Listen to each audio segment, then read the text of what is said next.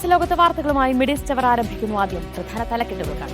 മറ്റു വാർത്തയിലേക്ക്. ദോഹയിലെ ഹമാസ് കാര്യാലയം പൂർണ്ണമായും അടച്ചിട്ടില്ലെന്ന് ഖത്തർ. എന്നാൽ മധ്യസ്ഥ ചർച്ചകൾക്ക് നേതൃത്വം നൽകിയിരുന്ന ഹമാസ് നേതാക്കൾ ഇപ്പോൾ ഖത്തറിലില്ലെന്നും ഖത്തർ വിദേശകാര്യ മന്ത്രാലയ വക്താവ് മാജിദ് അൽ അൻസാരി വ്യക്തമാക്കി. ഗസയിലെ യുദ്ധം അവസാനിപ്പിക്കുന്നത് സംബന്ധിച്ച് നിലവിൽ മധ്യസ്ഥ ചർച്ചകളൊന്നും നടക്കാത്തതിനാൽ ദോഹയിലെ ഹമാസ് ഓഫീസ് ആ തരത്തിൽ പ്രവർത്തിക്കുന്നില്ല. എന്നാൽ ഓഫീസ് അടച്ചുപൂട്ടിയിട്ടില്ലെന്ന് ദോഹയിൽ നടന്ന വാർത്താ സമ്മേളനത്തിൽ ഖത്തർ വിദേശകാര്യ മന്ത്രാലയ വക്താവ് മാജിദ് അൽ അൻസാരി അറിയിച്ചു. മധ്യസ്ഥ ചർച്ചകളുടെ ഭാഗമായി പ്രവർത്തിച്ച ഹമാസ് നേതാക്കൾ നിലവിൽ ദോഹയിലില്ല. അവർ വിവിധ രാജ്യങ്ങളിലൂടെ സഞ്ചരിക്കുകയാണ്. ഹമാസ് രാഷ്ട്രീയകാര്യ ഓഫീസ് ചർച്ചകൾക്കുള്ള കേന്ദ്രമെന്ന നിലയിലാണ് തുറന്നത്. മധ്യസ്ഥ പ്രക്രിയയില്ലെങ്കിൽ ഒരു പ്രവർത്തനവും ഉണ്ടാകില്ലെന്നും അദ്ദേഹം വ്യക്തമാക്കി. ഓഫീസ് സംബന്ധമായ കാര്യങ്ങൾ ഔദ്യോഗിക കേന്ദ്രങ്ങൾ വഴി അറിയിക്കും. ഊഹാപോഹങ്ങളുടെ ഭാഗമാകരുതെന്നും മാജിദ് അൽ അൻസാരി പറഞ്ഞു. ഹമാസും ഇസ്രായേലും ആത്മാർത്ഥമായി സന്നദ്ധത അറിയിച്ചാൽ മാത്രമേ ഇനി ചർച്ച തുടരൂവെന്നും നിലവിൽ ഒരു ചർച്ചയും നടക്കുന്നില്ലെന്നും ഖത്തർ നേരത്തെ തന്നെ വ്യക്തമാക്കിയിരുന്നു. Media 1 Doha. ഗസയും വെസ്റ്റ് ബാങ്കും ഉൾപ്പെട്ട സ്വതന്ത്ര ഫലസ്തീൻ യാഥാർത്ഥ്യമാകേണ്ടത് അത്യാവശ്യമെന്ന് ഐക്യരാഷ്ട്രസഭയിൽ UAE. പശ്ചിമേഷ്യൻ സംഘർഷങ്ങൾക്ക് സുസ്ഥിരവും വ്യക്തവുമായ പരിഹാരമാർഗം വേണമെന്നും UAE ആവശ്യപ്പെട്ടു. UN രക്ഷാസമിതിയിലെ UAE പ്രതിനിധി മുഹമ്മദ് അബു ഷഹാബാണ് ഇസ്രായേൽ ഫലസ്തീൻ പ്രശ്നത്തിൽ നിലപാട് വ്യക്തമാക്കിയത്. ഗസയിലെ വെടിനിർത്തൽ കൊണ്ട് മാത്രം പ്രശ്നങ്ങൾ തീരില്ലെന്നും മേഖലയിലെ ശാശ്വത പരിഹാരത്തിന് സ്വതന്ത്ര ഫലസ്തീൻ മാത്രമാണ് പോംവഴിയെന്നും അദ്ദേഹം വ്യക്തമാക്കി. ഒക്ടോബർ 7 മുമ്പുള്ള അവസ്ഥയിലേക്കുള്ള തിരിച്ചുപോക്ക് അംഗീകരിക്കാനാകില്ല. അസംഖ്യം ജീവനുകളാണ് യുദ്ധത്തിൽ നഷ്ടമായത്. ബന്ധുക്കളെ നഷ്ടപ്പെട്ടവർക്കും യുദ്ധഭീകരത നേരിട്ട് അനുഭവിച്ചവർക്കും അതിൻ്റെ ആഘാതത്തിൽ നിന്ന് തിരിച്ചു കയറാൻ ദശാബ്ദങ്ങളെടുക്കും. ഈ ദുരന്തത്തെ മേഖലയിലെ മാറ്റത്തിനുള്ള അടയാളമാക്കി കണക്കാക്കണമെന്നും അദ്ദേഹം അഭ്യർത്ഥിച്ചു. ദ്വിരാഷ്ട്ര പദ്ധതി മാത്രമാണ് പ്രശ്നത്തിനുള്ള ഏക പരിഹാരം. ഇതിൻ്റെ ആദ്യപടിയായി റിയാദിൽ ചേർന്ന അറബ് രാഷ്ട്രങ്ങളുടെ ഉച്ചകോടി UN ഫലസ്തീന് സ്ഥിരാംഗത്വത്തിന് ആവശ്യം ഉന്നയിച്ചിട്ടുണ്ട്. സ്വതന്ത്ര ഫലസ്തീൻ രാഷ്ട്രത്തിലേക്കുള്ള ഫലപ്രദമായ ആദ്യ ചുവടുവെപ്പാകും ഇതെന്നും അദ്ദേഹം ചൂണ്ടിക്കാട്ടി. ഗസയിലേക്ക് താൽക്കാലിക അന്താരാഷ്ട്ര ദൗത്യ സംഘത്തെ നിയോഗിക്കണമെന്നും UAE ആവശ്യപ്പെട്ടു. Media 1 Dubai.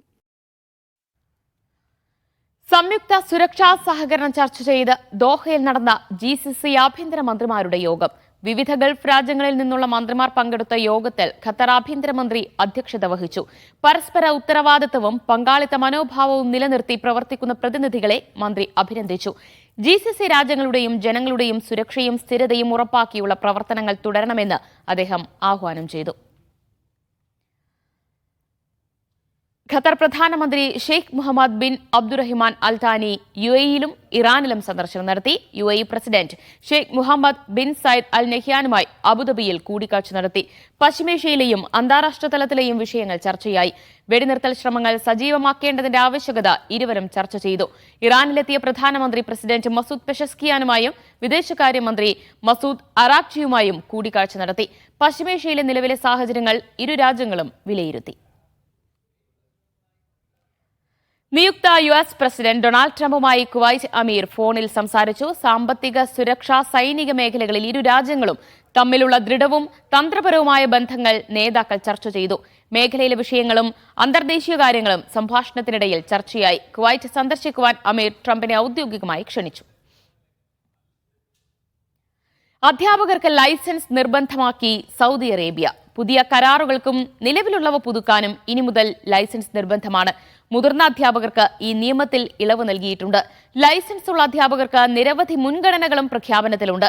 വർഷത്തിൽ 2 തവണയായി ലൈസൻസ് എടുക്കാനുള്ള അവസരവും ലഭ്യമാക്കും. അധ്യാപകരുടെ നിലവിലെ കരാർ തുടരാനും പുതിയ കരാറിൽ പ്രവേശിക്കാനും ലൈസൻസ് നിർബന്ധമാക്കി. അതേസമയം 2026 ഫെബ്രുവരി 1 50 വയസ്സ് പൂർത്തിയാക്കുന്ന മുതിർന്ന അധ്യാപകർക്ക് ലൈസൻസ് എടുക്കേണ്ടതില്ല. ദീർഘകാല അധ്യാപന പരിചയം കണക്കിലെടുത്താണ് ഇളവ്. ലൈസൻസ് കരസ്ഥമാക്കിയ അധ്യാപകർക്ക് വിദേശ സ്കോളർഷിപ്പുകൾ, അന്താരാഷ്ട്ര അധ്യാപന അവസരങ്ങൾ, പഠന പരിപാടികൾ, കരിയർ ഡെവലപ്മെന്റ് എന്നിവയ്ക്കുള്ള അവസരങ്ങളും ലഭ്യമാക്കും. ലൈസൻസ് ഇല്ലാത്തവർക്ക് ഓരോ വർഷവും 2 തവണ പരീക്ഷ എഴുതാനുള്ള അവസരവും ഉണ്ടാകും. 2025 മുൻപ് ലഭിച്ച ലൈസൻസുകൾ 1 വർഷത്തേക്ക് കൂടി നീട്ടും. ലൈസൻസ് ഉള്ളവർക്ക് വിദേശ പഠനത്തിനും ജോലി അവസരങ്ങൾക്കുമായി മുൻഗണന ലഭിക്കുമെന്നും മന്ത്രാലയം വ്യക്തമാക്കി. Mishal Cherpulassery, media 1, Riyadh. ഒമാനിൽ ചിലയിടങ്ങളിൽ മഴ മുന്നറിയിപ്പ്. അൽവുസ്ത ദാഖിലിയ നോർത്തിലും സൗത്ത് ബാത്തിനിലുമാണ് മഴ മുന്നറിയിപ്പ് നൽകിയത്. ദോഫ ഗവർണറേറ്റിലെ ചിലയിടങ്ങളിൽ ഇന്ന് മഴയെത്തി. ദേശീയദിന അവധിയായതിനാൽ യാത്രക്കിറങ്ങുന്നവർ ജാഗ്രത പാലിക്കാൻ നിർദ്ദേശമുണ്ട്. സൗദിയിൽ വാടക കരാറുകൾക്ക് ഫീസ് അടക്കേണ്ടത് കെട്ടിട ഉടമയെന്ന സൗദിയിലെ ഈജാർ പ്ലാറ്റ്ഫോം. ഇതുമായി ബന്ധപ്പെട്ട വാടക കരാറിൽ ഒരാൾ ഉയർത്തിയ ചോദ്യത്തിനുള്ള മറുപടിയായാണ് മന്ത്രാലയം ഇക്കാര്യം വ്യക്തമാക്കിയത്. വാടക കരാർ തയ്യാറാക്കുന്നതിനുള്ള ഫീസ് വഹിക്കേണ്ടത് കെട്ടിട ഉടമകളാണ്. വാടക സേവനങ്ങൾക്കായുള്ള സൗദി പ്ലാറ്റ്ഫോമായ ഈജാറാണ് ഇക്കാര്യം വ്യക്തമാക്കിയത്. വാടക കരാർ അടക്കേണ്ടത് കെട്ടിട ഉടമയാണോ അതോ വാടകക്കാരനാണോ എന്ന ചോദ്യത്തിനുള്ള ഉത്തരമായാണ് മന്ത്രാലയം ഇക്കാര്യം അറിയിച്ചത്. ചോദ്യം ഉന്നയിച്ചത് ഉപയോക്താക്കളിൽ ഒരാളാണ്. പാർപ്പിട ആവശ്യത്തിനുള്ള വാടക കരാറുകൾക്ക് വർഷത്തിൽ 125 റിയാലും വാണിജ്യ ആവശ്യങ്ങൾക്കുള്ളവയ്ക്ക് ആദ്യ വർഷത്തിൽ 400 റിയാലുമായിരിക്കും ഈടാക്കുക. വാണിജ്യ ആവശ്യങ്ങൾക്കുള്ള കരാറുകൾ പുതുക്കാൻ ഓരോ വർഷവും 400 റിയാൽ വീതം ഫീസ് നൽകണമെന്നും പ്ലാറ്റ്ഫോം അറിയിച്ചു. Vishal Cherpulassery, media 1, Riyadh. കുവൈത്തിൽ പണപ്പെരുപ്പം വർദ്ധിക്കുന്നു. സെൻട്രൽ അഡ്മിനിസ്ട്രേഷൻ ഓഫ് സ്റ്റാറ്റിസ്റ്റിക്സ് ബ്യൂറോയുടെ കണക്കുകൾ പ്രകാരം ഒക്ടോബറിൽ 2.44% ഉയർന്നത്. വസ്ത്രം, ഭക്ഷണം, വിദ്യാഭ്യാസം എന്നീ മേഖലകളിലെ വിലക്കയറ്റമാണ് പണപ്പെരുപ്പത്തിന് പ്രധാന കാരണം. ഭക്ഷ്യവസ്തുക്കൾ ഉൾപ്പെടെയുള്ള നിത്യോപയോഗ സാധനങ്ങൾക്ക് വർധന രേഖപ്പെടുത്തിയിട്ടുണ്ട്. വീട്ടുപകരണങ്ങളുടെയും വിലയിൽ 4% വർധന രേഖപ്പെടുത്തി. സൗദിയിൽ അടുത്ത 15 വർഷത്തിനുള്ളിൽ 50,000 കോടി റിയാലിന്റെ നിക്ഷേപം ആകർഷിക്കുമെന്ന് ടൂറിസ്റ്റ് മന്ത്രാലയം. മേഖലയിൽ കൂടുതൽ സ്വദേശികൾക്ക് അവസരം നൽകുന്നതിന് 1 ലക്ഷം പേർക്ക് പരിശീലനം നൽകുന്നതിന് പ്രത്യേക ഫണ്ട് നീക്കിവെക്കുമെന്നും മന്ത്രാലയം വ്യക്തമാക്കി. അടുത്ത 15 വർഷത്തിനുള്ളിൽ ടൂറിസം മേഖലയിലെ നിക്ഷേപം $500 ബില്യൺ പ്രതീക്ഷിക്കുന്നതായി സൗദി അറേബ്യൻ ടൂറിസം മന്ത്രി അഹമ്മദ് അൽ ഖാത്തിബ് പറഞ്ഞു. മേഖലയിൽ കൂടുതൽ തൊഴിലവസരങ്ങൾ സൃഷ്ടിക്കുമെന്നും അവ സ്വദേശിവൽക്കരിക്കുമെന്നും അദ്ദേഹം പറഞ്ഞു. ടൂറിസം മേഖലയിലെ സൗകര്യങ്ങൾ വർദ്ധിപ്പിക്കുന്നതിനും ടൂറിസം ജോലികൾ പ്രാദേശികവൽക്കരിക്കുന്നതിനും ലക്ഷ്യമിട്ട് പദ്ധതികൾ തയ്യാറാക്കും. മേഖലയിൽ ജോലി ചെയ്യുന്നതിനായി 1 ലക്ഷം സൗദി യുവാക്കളെയും യുവതികളെയും പരിശീലിപ്പിക്കുന്നതിന് മന്ത്രാലയം പ്രതിവർഷം $100 മില്യൺ ചെലവഴിക്കും. മേഖലയിലെ വലിയ നിക്ഷേപങ്ങളെ പ്രത്യേകിച്ച് നിയോം, ചെങ്കടൽ, കിദ്ദിയ, ദിരിയ തുടങ്ങിയ ടൂറിസ്റ്റ് നഗരങ്ങളുടെ നിർമ്മാണത്തിലേക്ക് കേന്ദ്രീകരിക്കും. സ്വകാര്യ മേഖലയാണ് ഈ പദ്ധതികളിൽ സംഭാവന ചെയ്യുന്നതെന്നും മന്ത്രി വിശദീകരിച്ചു. Media 1, Dammam. കുവൈറ്റിലെ വിവിധ ഗവർണറേറ്റുകളിൽ സുരക്ഷാ പരിശോധന ശക്തമാക്കുന്നു. നിയമലംഘനങ്ങൾ കണ്ടെത്തിയ 200-ലധികം പേരെ പരിശോധനയിൽ പിടികൂടിയവർക്കെതിരെ നിയമ നടപടികൾ ആരംഭിച്ചിട്ടുണ്ട്. റെസിഡൻസി നിയമലംഘകരെ പിന്തുടരുന്നതിനും ട്രാഫിക് ലംഘനം തടയുന്നതിന്റെ ഭാഗമായാണ് പരിശോധനാ ക്യാമ്പയിനുകൾ സജീവമാക്കുന്നത്. കള്ളപ്പണം വെളുപ്പിക്കൽ, തീവ്രവാദ ധനസഹായം എന്നിവയുമായി ബന്ധപ്പെട്ട നിർണായക വിവരങ്ങൾ കൈമാറുന്നതിനായി ഒമാനും മൊറോക്കോയും ധാരണാപത്രത്തിൽ ഒപ്പുവച്ചു. സൗദി അറേബ്യയിൽ നടന്ന middle east and north Africa financial action task ഫോഴ്സിന്റെ 39ാമത് യോഗത്തോടനുബന്ധിച്ചാണ് ധാരണാപത്രത്തിൽ ഒപ്പുവച്ചത്. ഒമാനെ പ്രതിനിധീകരിച്ച് NFICയുടെ CEO colonel Abdul Rahman bin Amar അൽ കിയൂമി, Morocco financial information authority chairman his excellency doctor Jawahar അൽ നഫീസിയും കരാറിൽ ഒപ്പുവച്ചു. ഒമാനിൽ 54ാം ദേശീയ ദിനത്തിന്റെ ഭാഗമായുള്ള പൊതു അവധി ആരംഭിച്ചു. വാരാന്ത്യാവധിയും ചേർത്ത് തുടർച്ചയായ 4 ദിവസത്തെ അവധിയാണുള്ളത്. ഇതോടെ യാത്രകളും കൂട്ടായ്മകളും സംഘടിപ്പിക്കുന്നതിന്റെ തിരക്കിലാണ് എല്ലാവരും. തുടർച്ചയായി അവധി ലഭിച്ചതിന്റെ സന്തോഷത്തിലാണ് ഒമാനിലെ പ്രവാസികളും സ്വദേശികളും. മലയാളികളടക്കമുള്ള പ്രവാസികൾ യാത്രകളും കുടുംബസംഗമങ്ങളും സംഘടിപ്പിക്കുന്നതിന്റെ തിരക്കിലാണ്. ചിലർ മറ്റു രാജ്യങ്ങളിലേക്കും പറന്നു കഴിഞ്ഞു. താരതമ്യേന വിമാന ടിക്കറ്റിന് കുറഞ്ഞ നിരക്കുള്ളതും ആശ്വാസമാണ്. ഒമാന്റെ ദേശീയ വിമാന കമ്പനിയായ ഒമാൻ എയർ അടക്കം കുറഞ്ഞ നിരക്കാണ് പല യൂറോപ്യൻ രാജ്യങ്ങളിലേക്കും ദേശീയ ദിനാഘോഷത്തിന്റെ ഭാഗമായി പ്രഖ്യാപിച്ചിരുന്നത്. രാജ്യത്തെ വിവിധ വിനോദസഞ്ചാര കേന്ദ്രങ്ങളിലേക്ക് കുടുംബത്തോടൊപ്പവും സുഹൃത്തുക്കളോടൊപ്പം യാത്ര ചെയ്യുന്നവരുമുണ്ട്. മസ്കത്തിലെ കാബൂസ് പോർട്ടും കോർണിഷും മത്രാസുക്കിലേക്കും നിരവധി പേർ എത്തുന്നുണ്ട്. മത്രയിൽ അവധിക്കാലത്ത് ഒമാൻ ടൂറിസം വകുപ്പ് റെനിൻ എന്ന പേരിൽ കലാപരിപാടി ഒരുക്കുന്നുണ്ട്. 10 ദിവസം നീണ്ടു നിൽക്കുന്ന പരിപാടിയിൽ വിവിധ രാജ്യങ്ങളിലെ കലാകാരന്മാർ അണിനിരക്കും. ഒമാനിൽ സുഖകരമായ കാലാവസ്ഥയാണ് ഇപ്പോൾ അനുഭവപ്പെടുന്നത്. അധികം ചൂടും തണുപ്പുമില്ലാത്ത മിതമായ കാലാവസ്ഥ. ഇതും യാത്രയ്ക്കും ആഘോഷങ്ങൾക്കും ഏറെ ഗുണമാണ്. രാത്രികാല ക്യാമ്പിങ്ങിനും തുടക്കമായിട്ടുണ്ട്. അതേസമയം അവധിക്കാല യാത്രയ്ക്ക് പുറപ്പെടുന്നവർക്കുള്ള മാർഗനിർദ്ദേശങ്ങൾ ഒമാൻ പോലീസ് നേരത്തെ നൽകിയിരുന്നു. Media 1, Muscat. ലോകമെങ്ങുമുള്ള ദുരിതബാധിതർക്ക് കൈത്താങ്ങാകാൻ ശൈത്യകാല ക്യാമ്പയിനുമായി ഖത്തർ ചാരിറ്റി. ഹൗ ലോങ് എന്ന പേരിൽ നടക്കുന്ന ക്യാമ്പയിനിൽ 150 കോടിയിലേറെ രൂപയുടെ സഹായമാണ് ലഭ്യമാക്കുക. യുദ്ധവും ആഭ്യന്തര സംഘർഷങ്ങളും പ്രകൃതി ദുരന്തങ്ങളും കൊണ്ട് പ്രതിസന്ധിയിലായ മനുഷ്യരിലേക്കാണ് ഖത്തർ ചാരിറ്റിയുടെ കാരുണ്യത്തിന്റെ കൈകൾ നീളുന്നത്. അതികഠിനമായ തണുപ്പ് കൂടി എത്തുന്നതോടെ ഇവരുടെ ദുരിതം ഇരട്ടിക്കും. ഇതിന് പരിഹാരം കാണുകയാണ് ലക്ഷ്യം. ഖത്തറിൽ ഉൾപ്പെടെ 25 രാജ്യങ്ങളിലേക്കാണ് ഹൗ ലോങ് ക്യാമ്പയിൻ വഴി സഹായം എത്തിക്കുന്നത്. ഫലസ്തീൻ, Lebanon, Sudan, Yemen, north Syria എന്നീ രാജ്യങ്ങളിലെ അഭയാർത്ഥികൾക്കാണ് മുൻഗണന. ബംഗ്ലാദേശിലെ റോഹിംഗ്യൻ അഭയാർത്ഥികൾ ഉൾപ്പെടെയുള്ളവർക്കും സഹായം എത്തിക്കും. ഭക്ഷണത്തിനും അവശ്യ വസ്തുക്കൾക്കും പുറമെ തണുപ്പിനെ പ്രതിരോധിക്കാനുള്ള വസ്ത്രങ്ങളും ഷെൽട്ടറുകളുമെല്ലാം ക്യാമ്പയിനിന്റെ ഭാഗമായി നൽകും. 16 രാജ്യങ്ങളിലുള്ള അനാഥർക്കും ഹൗ ലോങ് ക്യാമ്പയിൻ തുണയാകും. ഖത്തറിൽ സാധാരണക്കാരായ തൊഴിലാളികളിലേക്കാണ് വിന്റർ ക്യാമ്പയിനിന്റെ സഹായമെത്തുക. Media 1 Doha. ബയോമെട്രിക് നടപടിക്രമങ്ങൾ പൂർത്തിയാക്കുവാൻ പ്രവാസികളോട് അഭ്യർത്ഥിച്ചു Kuwait criminal evidence department. December 31 വരെയാണ് പ്രവാസികൾക്ക് ബയോമെട്രിക് നടപടിക്രമങ്ങൾ പൂർത്തിയാക്കാൻ സമയം അനുവദിച്ചിരിക്കുന്നത്. കുവൈത്തിൽ 87% പ്രവാസികൾ biometric registration പൂർത്തിയാക്കിയതായി criminal evidence department personal identification division director Naif അൽ മുത്തൈരി അറിയിച്ചു. ഡിസംബർ 31 വരെയാണ് പ്രവാസികൾക്ക് ബയോമെട്രിക് നടപടിക്രമങ്ങൾ പൂർത്തിയാക്കാൻ സമയം അനുവദിച്ചിരിക്കുന്നത്. എന്നാൽ ബയോമെട്രിക് നടപടിക്രമങ്ങൾ വേഗത്തിൽ പൂർത്തിയാക്കാൻ പ്രവാസികളോട് അദ്ദേഹം അഭ്യർത്ഥിച്ചു. ബയോമെട്രിക്സ് രജിസ്ട്രേഷൻ പൂർത്തിയാക്കാത്ത പ്രവാസികളുടെ എല്ലാ സർക്കാർ ഇടപാടുകളും താൽക്കാലികമായി നിർത്തിവെക്കുമെന്നാണ് സൂചനകൾ. കുവൈത്ത് സ്വദേശികൾക്ക് അനുവദിച്ചിരിക്കുന്ന സമയം ഈ വർഷം സെപ്റ്റംബറിൽ കഴിഞ്ഞിരുന്നു. നിലവിൽ 98% കുവൈത്തി സ്വദേശികളും ഇതിനകം തന്നെ ബയോമെട്രിക് പൂർത്തിയാക്കിയിട്ടുണ്ട്. എന്നാൽ 20,000 പൗരന്മാർ രജിസ്ട്രേഷൻ പൂർത്തിയാക്കാൻ അവശേഷിക്കുന്നതായി അൽ മുത്തൈരി വ്യക്തമാക്കി. നിലവിൽ ക്രിമിനൽ എവിഡൻസ് ജനറൽ ഡിപ്പാർട്ട്മെന്റ് കേന്ദ്രങ്ങളിൽ ദിവസവും രാവിലെ 8 മുതൽ രാത്രി 8 വരെയാണ് ബയോമെട്രിക് രജിസ്ട്രേഷൻ സേവനം ലഭ്യമായിട്ടുള്ളത്. സർക്കാർ ഏകീകൃത ആപ്ലിക്കേഷനായ സഹൽ വഴിയോ Meta web portal വഴിയോയാണ് appointment book ചെയ്യേണ്ടത്. Media 1 Kuwait city. മദീനയിൽ സ്മാർട്ട് പാർക്കിംഗ് സംവിധാനത്തിന് തുടക്കമിട്ട് സൗദി അറേബ്യ. സ്മാർട്ട് ഓട്ടോമാറ്റിക് സംവിധാനം വഴി 400 വാഹനങ്ങൾ പാർക്ക് ചെയ്യാൻ കഴിയും വിധമായിരിക്കും പദ്ധതി. 12 നിലകളിലായിട്ടായിരിക്കും പാർക്കിംഗ് ഒരുക്കുക. മദീനയിലെ മസ്ജിദുൻ നബവിക്ക് സമീപമാണ് ബഹുനില പാർക്കിംഗ് സംവിധാനത്തിന്റെ പ്രവൃത്തികൾ പുരോഗമിക്കുന്നത്. മദീന നഗരസഭയുടെ നേതൃത്വത്തിലാണ് പദ്ധതി. 12 നില കെട്ടിടത്തിലാണ് സംവിധാനമൊരുക്കുന്നത്. ഒരേ സമയം 400 വാഹനങ്ങൾ പാർക്ക് ചെയ്യാൻ കഴിയും വിധമാണ് പുതിയ സംവിധാനം. മദീനയിലെ ആദ്യത്തെ ബഹുനില പാർക്കിംഗ് സംവിധാനം കൂടിയാണിത്. സ്മാർട്ട് ഓട്ടോമാറ്റിക് സംവിധാനം ഉപയോഗിച്ചായിരിക്കും ഇതിന്റെ പ്രവർത്തനം. 982 ചതുരശ്ര മീറ്റർ വിസ്തൃതിയിലാണ് പദ്ധതി ഒരുങ്ങുക.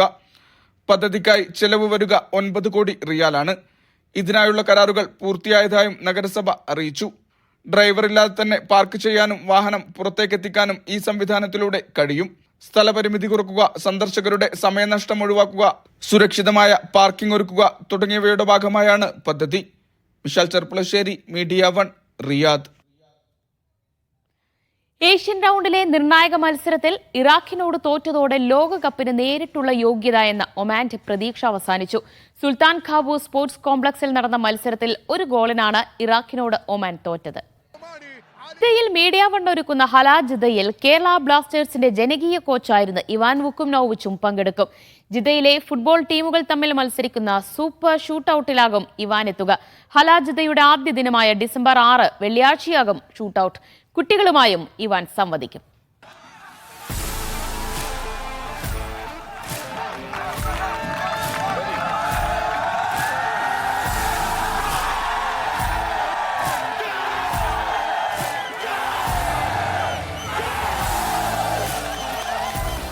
കേരളത്തിലെ ഫുട്ബോൾ ആരാധകരുടെ പ്രിയ കോച്ചായിരുന്നു ബ്ലാസ്റ്റേഴ്സിനെ നയിച്ച സെർബിയൻ താരമായ ഇവാൻ വുക്കുമനോവിച്ച്.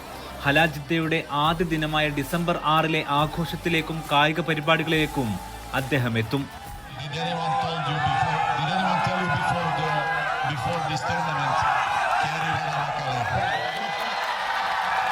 ജിദ്ദയിലെയും പരിസര പ്രവിശ്യകളിലെയും ടീമുകൾ തമ്മിൽ ഏറ്റുമുട്ടുന്ന ഷൂട്ടൌട്ട് മത്സരത്തിലാകും ഇവാൻ ആശാൻ പങ്കെടുക്കുക. ടീമുകൾക്ക് ട്രോഫിയും പ്രൈസ് മണിയും പുരസ്കാരങ്ങളും ഉണ്ടാകും. ഇതിനായുള്ള ഓൺലൈൻ രജിസ്ട്രേഷൻ halajiddha.mediaone.com/supershoot football എന്ന ലിങ്ക് വഴി സൗജന്യമായി പൂർത്തിയാക്കാം. ഡിസംബർ 6 വൈകിട്ട് 3 മണി മുതൽ 6 മണി വരെയാകും ഷൂട്ടൌട്ട് മത്സരം. ഡിസംബർ 7 ശനിയാഴ്ചയാണ് ഹലാജിദ്ദയുടെ 2ാം ദിനം. അന്ന് സൗജന്യ രജിസ്ട്രേഷൻ വഴി എത്തുന്ന കുട്ടികൾക്കും ഇവാനൊപ്പം സംവദിക്കാനും ഫോട്ടോ സെഷനും അവസരമുണ്ടാകും. ഫുട്ബോളിന് പുറമെ കമ്പവലിയും ഹലാജിദ്ദയുടെ ഭാഗമായുണ്ട്. ഇതിലേക്കുള്ള രജിസ്ട്രേഷനും തുടരുകയാണ്. Media 1 Jeddah. മീഡിയ 1 ഷാർജയിൽ ഒരുക്കുന്ന UAE ദേശീയ ദിനാഘോഷ പരിപാടിയായ ഈഷി ബിലാദിയിലേക്ക് രജിസ്ട്രേഷൻ തുടങ്ങി. ഈ മാസം 29-ന് ഷാർജ സഫാരി മാളിലാണ് വർണ്ണാഭമായ ആഘോഷ പരിപാടി.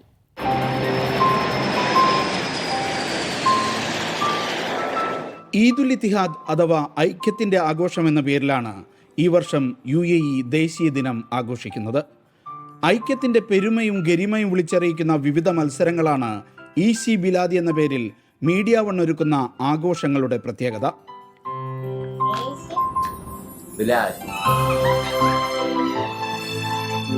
ദേശീയ ഗാന മത്സരം, കളറിംഗ് ചിത്രരചനാ മത്സരം, എമിറാത്തി പരമ്പരാഗത വേഷങ്ങളിൽ കുട്ടികളുടെ ഫാഷൻ ഷോ, ബാൻഡ് വാദ്യ മത്സരം, ഹെന്ന ഡിസൈനിങ് എന്നിവയാണ് മത്സരങ്ങൾ. വ്യത്യസ്ത തലങ്ങളിൽ UAE പ്രതിനിധീകരിച്ച മലയാളികളെയും അതോടൊപ്പം തന്നെ വിവിധ തലങ്ങളിൽ പ്രതിഭ തെളിയിച്ചവരെയും ഈ പരിപാടിയിൽ മീഡിയ 1 ആദരിക്കുന്നുണ്ട്. UAEയുടെ ദേശീയതയോട് ചേർന്ന് നിൽക്കാനും നമ്മുടെ പോറ്റമ്മ നാടെന്ന നിലക്ക് അതിനോടുള്ള സ്നേഹവും ഐക്യദാർഢ്യവും ഒന്നുകൂടി ഉറപ്പിക്കാനുമുള്ള ഒരു അവസരമായി പ്രവാസികൾക്കായി മീഡിയ 1 ഒരുക്കുകയാണ് മീഡിയ 1 ഈഷി ബിലാദി. സിംഗ് വിത്ത് പ്രൈഡ് എന്ന പേരിൽ UAE ദേശീയ ഗാന മത്സരത്തിൽ ഗ്രൂപ്പായി പങ്കെടുക്കാം. കുട്ടികൾക്കായി കളറിംഗ് ഡ്രോയിങ് മത്സരങ്ങൾ സംഘടിപ്പിക്കും.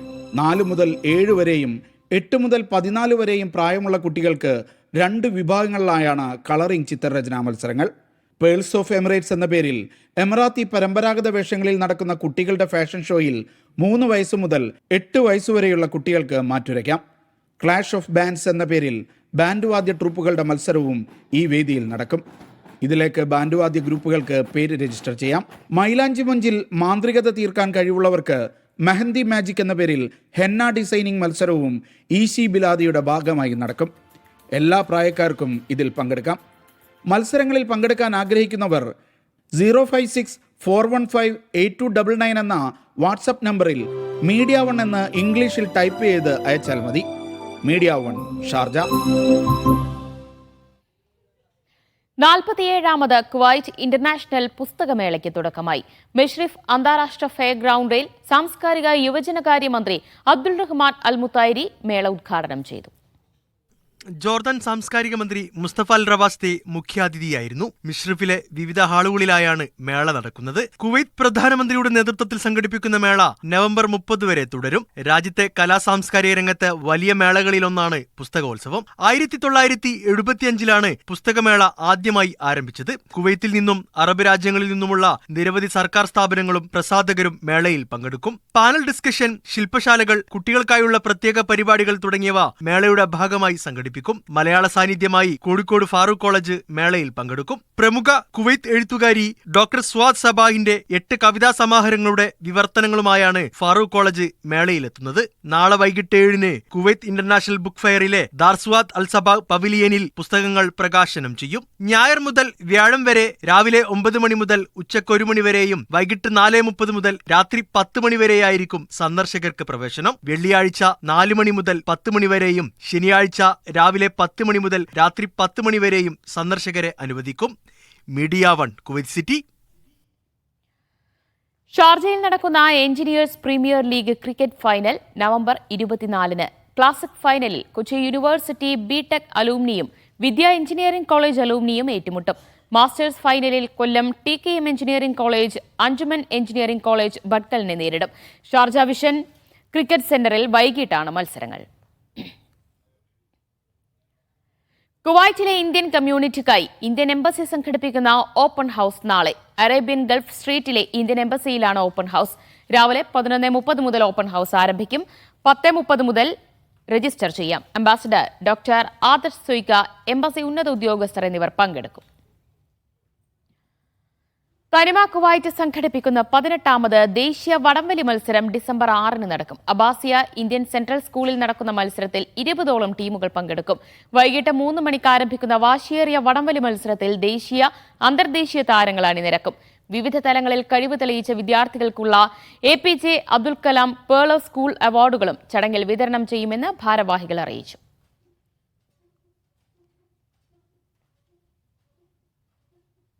കുവൈറ്റിലെ നൂറുൽ ഹുദ ഹിഫ്സുൽ ഖുറാൻ മദ്രസ വാർഷികം സംഘടിപ്പിച്ചു.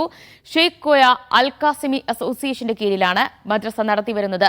കബദ് റിസോർട്ടിൽ നടന്ന ചടങ്ങ് മുസ്തഫ കാരി ഉദ്ഘാടനം ചെയ്തു. ആബിദ് കാസിമി അധ്യക്ഷനായിരുന്നു. പരിപാടിയുടെ ഭാഗമായി രക്ഷിതാക്കൾക്കായി മെഡിക്കൽ സെമിനാർ, മോട്ടിവേഷൻ ക്ലാസ് എന്നിവയും സംഘടിപ്പിച്ചു. ഖത്തർ അമീറിന്റെ പേരിൽ നൽകുന്ന Sheikh Tamim bin Hamad Al താനി അഴിമതി വിരുദ്ധ അന്താരാഷ്ട്ര പുരസ്കാരങ്ങൾ സമ്മാനിച്ചു. കോസ്റ്റാറിക്കയിലെ സാൻ ജോസിലാണ് ഇത്തവണ പുരസ്കാരദാന ചടങ്ങ് നടന്നത്. അഴിമതി തുടച്ചു നീക്കാനും സുതാര്യത ഉറപ്പാക്കുന്നതിനും വേണ്ടി പ്രവർത്തിക്കുന്നവർക്കാണ് ഖത്തർ അമീർ Sheikh Tamim bin Hamad Al താനിയുടെ പേരിൽ അന്താരാഷ്ട്ര പുരസ്കാരം നൽകുന്നത്. കോസ്റ്റാറിക്കയിലെ സാൻ ജോസിൽ നടന്ന ചടങ്ങിൽ പുരസ്കാരങ്ങൾ സമ്മാനിച്ചു. ഐക്യരാഷ്ട്രസഭയുമായി സഹകരിച്ച് നടത്തിയ 8ാമത് Sheikh Tamim bin Hamad Al താനി പുരസ്കാരങ്ങൾ അമീറും കോസ്റ്റാറിക്കൻ ഫസ്റ്റ് വൈസ് പ്രസിഡന്റ് ബ്രണ്ണറും ചേർന്ന് സമ്മാനിച്ചു. 5 വിഭാഗങ്ങളിലായാണ് പുരസ്കാരങ്ങൾ. അഴിമതി വിരുദ്ധ പ്രവർത്തനങ്ങളിലെ ആജീവനാന്ത സംഭാവനകൾക്ക് ഡോക്ടർ മുന ബുജാഹിന് പുരസ്കാരം സമ്മാനിച്ചു. മെക്സിക്കോയിൽ നിന്നുള്ള അഴിമതി വിരുദ്ധ പോരാളിയാണ് ഡോക്ടർ മുന. ഫോറൻസിക് ഓഡിറ്റിംഗ്, ഔദ്യോഗിക രേഖകളുടെ തട്ടിപ്പ് തുടങ്ങി വിവിധ അഴിമതികൾ പുറത്തു കൊണ്ടുവരികയും അന്വേഷണങ്ങൾക്ക് നിർണായക നേതൃത്വം നൽകുകയും ചെയ്തിരുന്നു.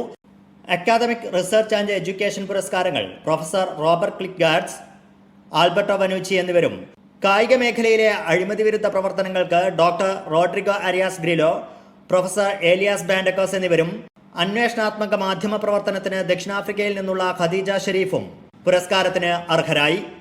യൂത്ത് ക്രിയേറ്റിവിറ്റി ആൻഡ് എൻഗേജ്മെന്റ് പുരസ്കാരത്തിന് ഗയ ജെയിംസ് എംബുയ, മെക്സിക്കൻ സംഘടനയായ മെച്ചോർ എന്നിവർ അർഹരായി. പുരസ്കാര ചടങ്ങിന് മുമ്പായി അമീറും കോസ്റ്ററിക്കൻ പ്രസിഡന്റ് റോഡ്രിഗോ ഷാവസ് റോബിൾസും ചേർന്ന് പാർക്ക് എസ്പാനയിൽ അവാർഡ് ഫലകം അനാച്ഛാദനം ചെയ്തു. Media 1 Doha. സൗദിയിലെ ജുബൈലിൽ മലയാളി ഹൃദയാഘാതത്തെ തുടർന്ന് മരിച്ചു. മലപ്പുറം നിലമ്പൂർ മുണ്ടേരി സ്വദേശി അബ്ദുൾ അസീസാണ് മരിച്ചത്. കെമിക്കൽ കമ്പനിയിൽ സൂപ്പർവൈസറായി ജോലി ചെയ്തു വരികയായിരുന്നു. മൃതദേഹം ജുബൈൽ ജനറൽ ആശുപത്രി മോർച്ചറിയിൽ സൂക്ഷിച്ചിരിക്കുകയാണ്. നടപടിക്രമങ്ങൾ പൂർത്തിയാക്കി നാട്ടിലേക്ക് കൊണ്ടുപോകുമെന്ന് പ്രവാസി വെൽഫെയർ ജനസേവന വിഭാഗം കൺവീനർ സലീം ആലപ്പുഴ അറിയിച്ചു. ആലുവ സ്വദേശി ദുബായിൽ ക്രിക്കറ്റ് മത്സരത്തിനിടെ കുഴഞ്ഞു വീണു മരിച്ചു. ഹിൽ റോഡ് മനോജ് വിഹാറിൽ വൈശാഖ് ശശിധരനാണ് മരിച്ചത്. 35 വയസ്സായിരുന്നു. മൃതദേഹം നാട്ടിലെത്തിച്ച് നാളെ ആലുവ SNDP ശാന്തി തീരത്ത് സംസ്കരിക്കും. UAEയിലെ ഉമ്മുൽ ഖുവൈൻ ന്യൂ ഇന്ത്യൻ സ്കൂൾ ലൂമിനീസ് എന്ന പേരിൽ ശാസ്ത്ര സാങ്കേതിക ഗണിതമേള സംഘടിപ്പിച്ചു. New Indian school MD doctor Abdussalam ഒലയാട്ട് മേള ഉദ്ഘാടനം ചെയ്തു. Principal Saifuddin P. ഹംസ അധ്യക്ഷത വഹിച്ചു.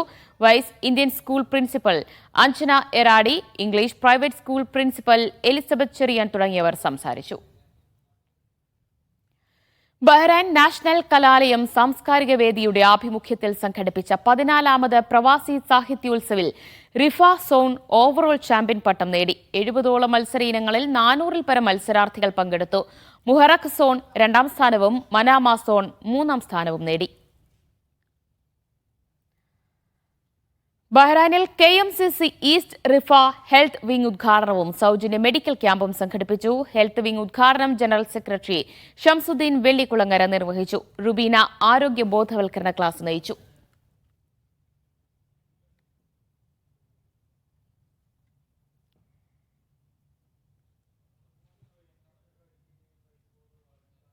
ഇനി പ്രധാന ഗൾഫ് നഗരങ്ങളിലെ താപനില നോക്കാം. മനാമ കുറഞ്ഞ താപനില 19 ഡിഗ്രി സെൽഷ്യസ്, കൂടിയ താപനില 31 ഡിഗ്രി സെൽഷ്യസ്. മസ്കറ്റ് കുറഞ്ഞ താപനില 26, കൂടിയ താപനില 30. സലാല കുറഞ്ഞ താപനില 23 ഡിഗ്രി സെൽഷ്യസ്, കൂടിയ താപനില 29 ഡിഗ്രി സെൽഷ്യസ്. കുവൈറ്റ് സിറ്റി കുറഞ്ഞ താപനില 19 ഡിഗ്രി സെൽഷ്യസ്, കൂടിയ താപനില 29 ഡിഗ്രി സെൽഷ്യസ്. ദോഹ കുറഞ്ഞ താപനില 14, കൂടിയ താപനില 35. ഇന്നത്തെ കറൻസി വിനിമയ നിരക്ക് സൗദി റിയാൽ 22 രൂപ 47 പൈസ, UAE ദിർഹം 22 രൂപ 97 പൈസ, ഖത്തർ റിയാൽ 23 രൂപ 17 പൈസ, ഒമാൻ റിയാൽ 219 രൂപ 11 പൈസ, കുവൈറ്റ് ദിനാർ 274 രൂപ 30 പൈസ, ബഹ്റൈൻ ദിനാർ 223 രൂപ 80 പൈസ.